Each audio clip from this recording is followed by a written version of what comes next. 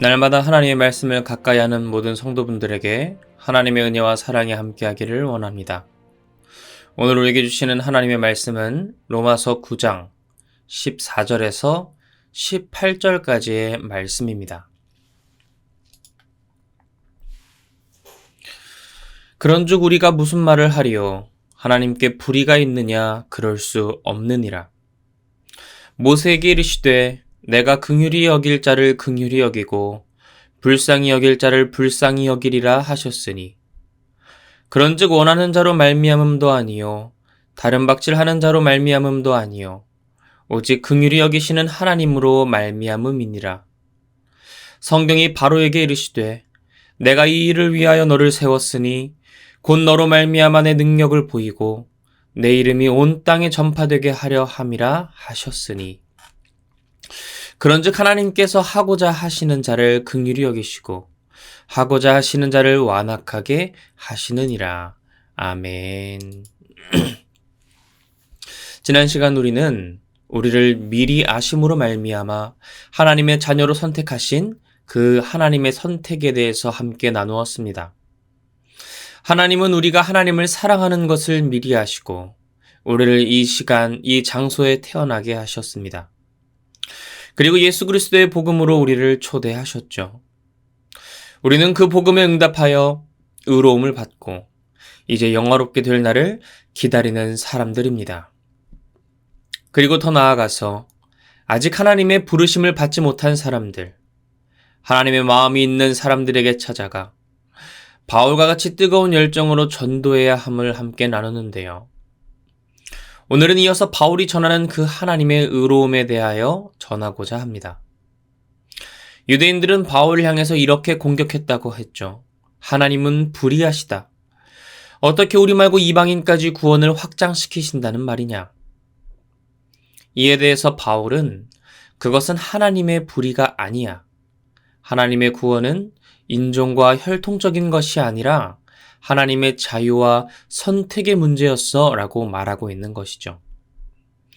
이전 말씀에서 하나님의 자유가 선택에 있었다면 바울은 오늘 말씀에서는 하나님의 긍휼히 여기심, 불쌍히 여기심의 자유에 대해서 이야기하려고 합니다. 14절 말씀입니다. 그런즉 우리가 무슨 말을 하리요? 하나님께 불의가 있느냐? 그럴 수 없느니라.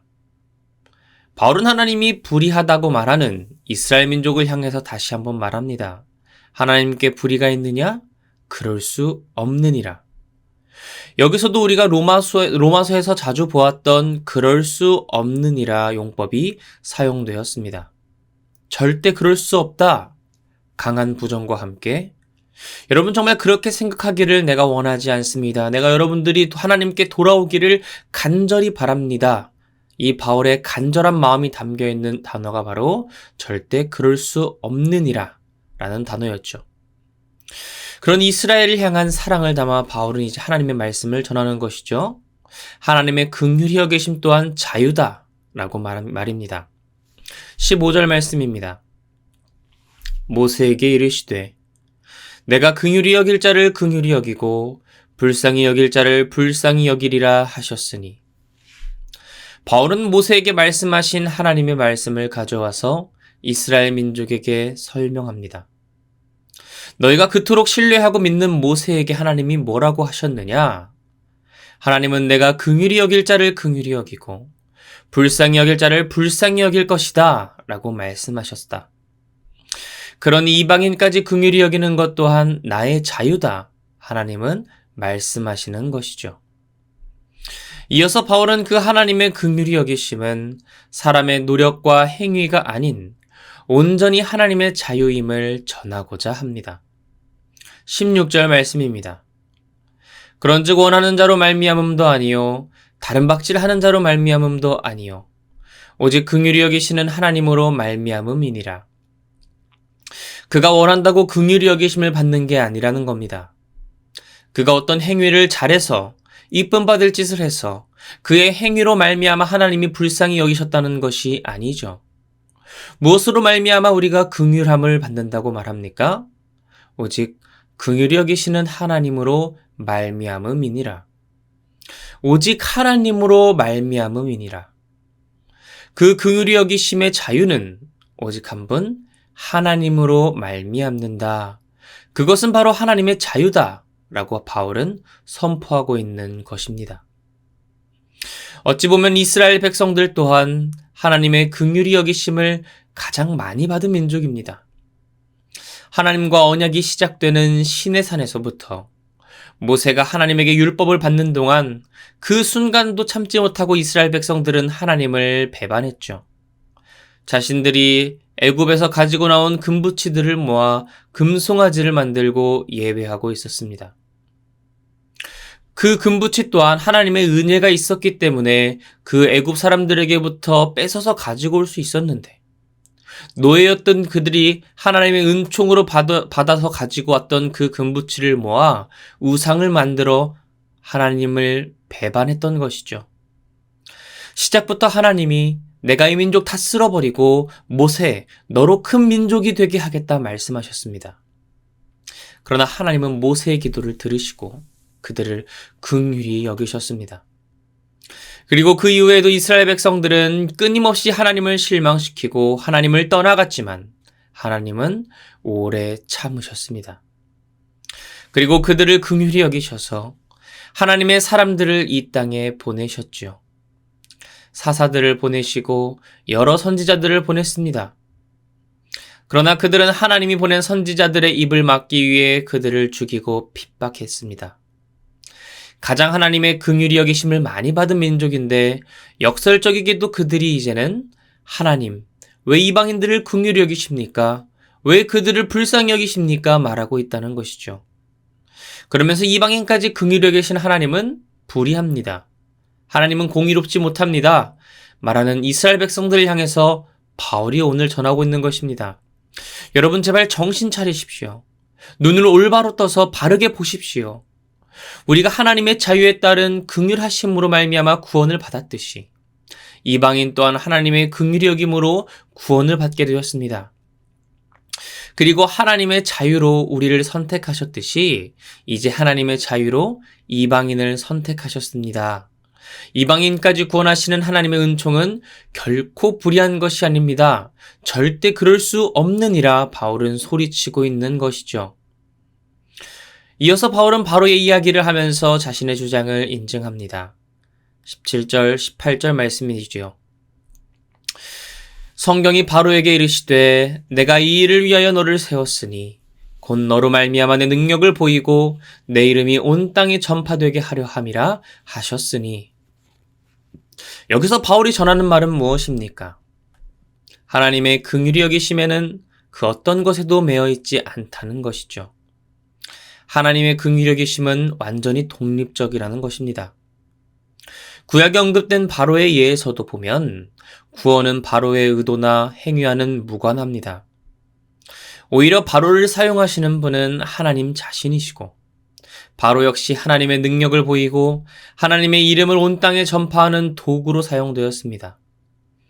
그리고 이 모든 것은 하나님의 자유로운 결정에 의한 것이었죠. 이렇게 바울은 모세의 이야기 그리고 바로의 이야기를 가지고 와서 이제 자신의 주장을 확실하게 증명합니다. 18절 말씀입니다. 그런즉 하나님께서 하고자 하시는 자를 긍휼히 여기시고 하고자 하시는 자를 완악하게 하시느니라. 하나님은 결코 저 개나 짐승과 같은 저 이방인들을 긍휼히 여기실 수 없다 주장하는 이스라엘 민족을 향해 바울은 이제 확실히 선포하는 것입니다.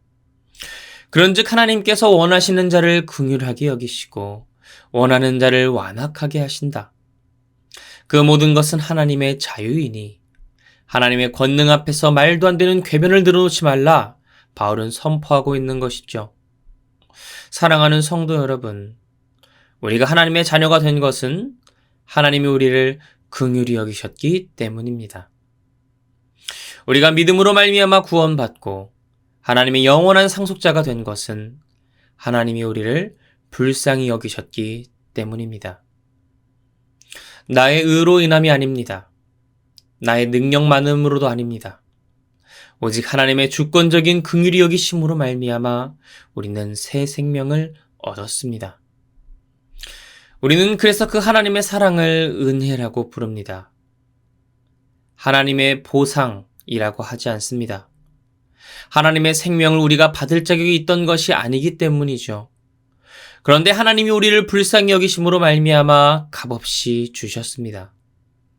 그래서 그것은 내가 받아야 할 정당한 보상이 아니라 받을 자격 없는데도 불구하고 나를 불쌍히 여기셔서 주시는 하나님의 은혜라고 하는 것이죠. 그 하나님의 불쌍히 여기심 은혜를 받은 우리가 이제는 다른 사람들도 긍휼히 여기기를 원합니다. 나의 은혜가 필요한 사람들에게 그 은혜를 전해주기 원합니다. 가장 하나님의 은혜를 많이 받은 이스라엘 민족은 그 마음에 긍휼함이 없었습니다. 하나님을 모르는 이방인들을 향한 불쌍히 여김이 없었죠. 하나님이 이방인까지 구원하시겠다고 하면 할렐루야 하나님을 찬양합니다.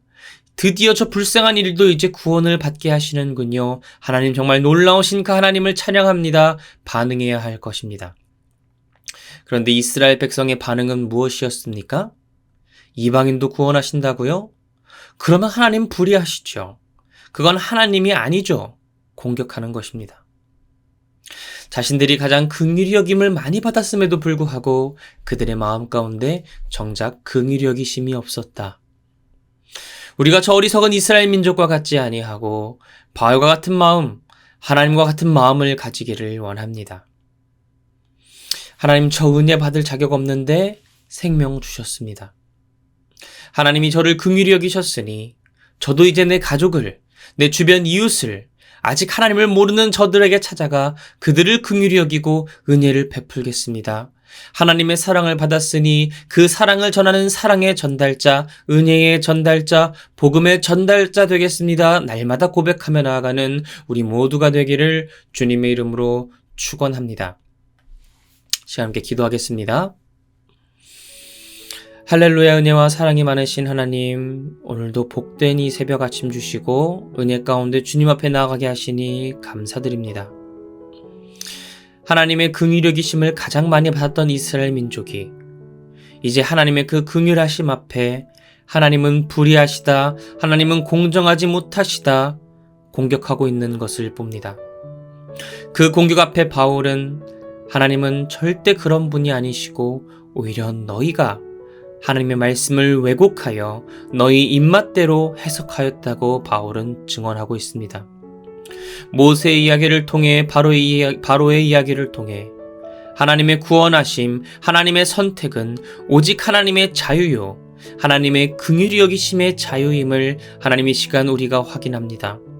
그리고 하나님의 그 불쌍히 여기심의 자유로 말미암아 우리 또한 구원을 얻고 하나님께 가까이 나가게 되었음을 우리가 알게 됩니다. 그 하나님의 긍휼 앞에, 하나님의 은혜 앞에 날마다 감사하며 날마다 주님을 찬양하며 나아가는 우리가 되기를 원합니다. 하나님이 나를 구원하셨으니, 하나님이 나를 긍휼히 여기셨으니 이제 내가 그 은혜 받은 자로서 그 긍휼히 여기심을 나누는 자가 되겠습니다. 은혜를 나누는 자가 되겠습니다. 하나님의 사랑을, 복음을 전하는 자가 되겠습니다. 날마다 고백하며 나아가는 우리 모두가 될 수 있도록 하나님 붙들고 우리를 주관하여 주시옵소서. 날마다 주님 앞에 그리스도의 복음 가운데 나아가기 원합니다. 감사드리며 모든 것 살아계신 예수 그리스도의 이름으로 기도드립니다. 아멘.